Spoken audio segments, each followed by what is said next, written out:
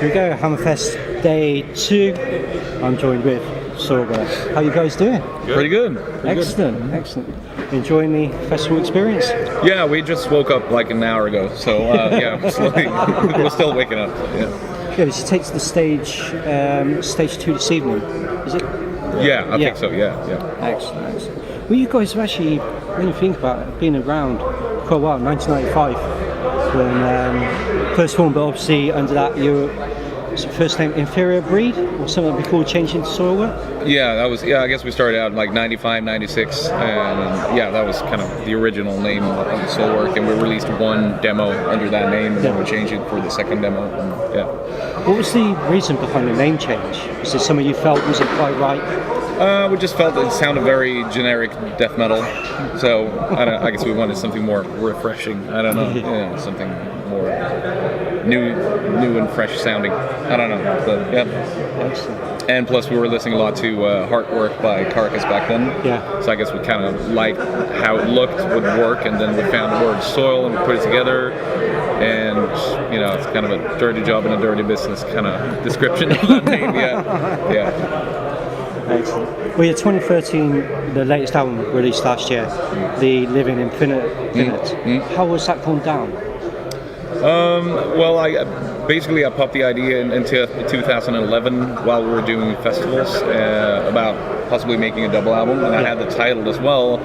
And at first, people were pretty, skeptical. And I was like, how are we going to come up with that many songs? And after a while, I guess people got into the idea and into the mindset, and we noticed pretty soon after that, after starting writing songs, that it was, we had something special and something pretty diverse, which it needed to be. It was going to be a double album. So yeah. It's been interesting. So you guys got quite a good back catalogue of music as well. So when it comes to performing like festivals like today or even concerts, how do you choose the set list?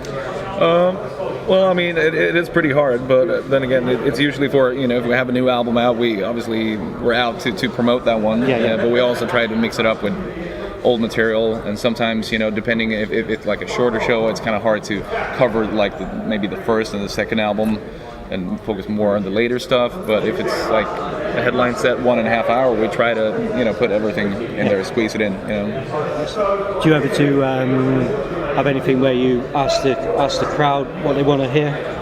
Or is that quite difficult? That is pretty difficult, especially since we're spread out all over the world. We don't get to jam as much as we would like to. Was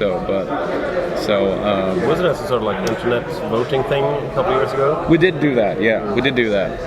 But strangely enough, when people actually had the chance to pick some of those songs that we never play live, nobody did. They all picked songs like, yeah, you guys should play Stab in the Drama. You never play that one. Yes, we do. We played it every goddamn show for the latest 10 years. So. But sometimes you find with those internet voting things, as I've seen a few myself, I mean, it's almost like it's the new generation of fans that are selecting the music, and sometimes the older tracks do get a couple of hits, but it's like the new generation of fans are going, oh, I never heard that. Right, yeah. I don't even own a copy of that album type thing, so it is quite difficult. Yeah. Excellent. So you guys probably played in some amazing places over the years. Anyone which really, really stands out, which you'd love to go back to? There's definitely places that stands out, and I don't know if you want to return, but it's. I mean, personally, I think Japan and Australia. Yeah, they definitely stand out, and that's definitely places that we. Places that stand out in a not so positive way. Yeah. Yeah, I don't know if we should mention that. No. But where that is, but yeah, there's both positive and negative places. Yeah. Or experiences, stand out. So. Well, one of the things we've experienced here in the UK over the last couple of years is a lot of venues are starting to close down. A lot of good music venues. Is that the same sort of back home? Your experience? Is it like have you noticed it's sort of like not just isolation, but it's happening? No, I don't think so. Not in Sweden. No, I haven't really felt that in Sweden. I guess in the UK you've had like lots more venues in the past, whereas in Sweden we never had like the abundance of venues that you have like here or in the US. So I guess in Sweden it's the concert scene is kind of as it always been. Yeah, pretty much. It doesn't feel worse, but I mean, personally live in Stockholm. It might be different in other parts of the country, like in smaller cities and stuff. So. I just think it is, it's oversaturated. There's so many bands out there, and everyone needs to tour. So there's way more shows nowadays to pick from. And instead of having packed shows with less bands, there's way too many bands, and that draws like 100 people each. And it's like, I don't know, it's kind of it might be the case. I don't know, I might be wrong, but it's a different scene nowadays. So when it comes to obviously writing new material, what sort of like influences you to put pen to paper? Is it sort of things that are happening, some might happen within like a news, or some might affect like a member of your family, and you go just automatically click and start writing? Well, it all depends. Like you said, sometimes when you watch something on TV that you can't even like grasp, and you need to you're so frustrated with it, and instead of writing something on Facebook, you can actually write a song about it. Then I think that's a way better option. So that happens, and obviously personal experiences, struggles. Yeah, it's always a good outlet. I suppose it's a struggle these days, which is affecting every band on every single level, from like the New Blood right way up to like guys like yourselves have been around for a long time. It's not as easy today as what it once was back in like the early 80s, when there was massive labels and things like that. It is now different. It's a lot of a harder struggle to get on board. What about new up and coming bands, sort of like just starting to break out? What sort of advice can you give those guys?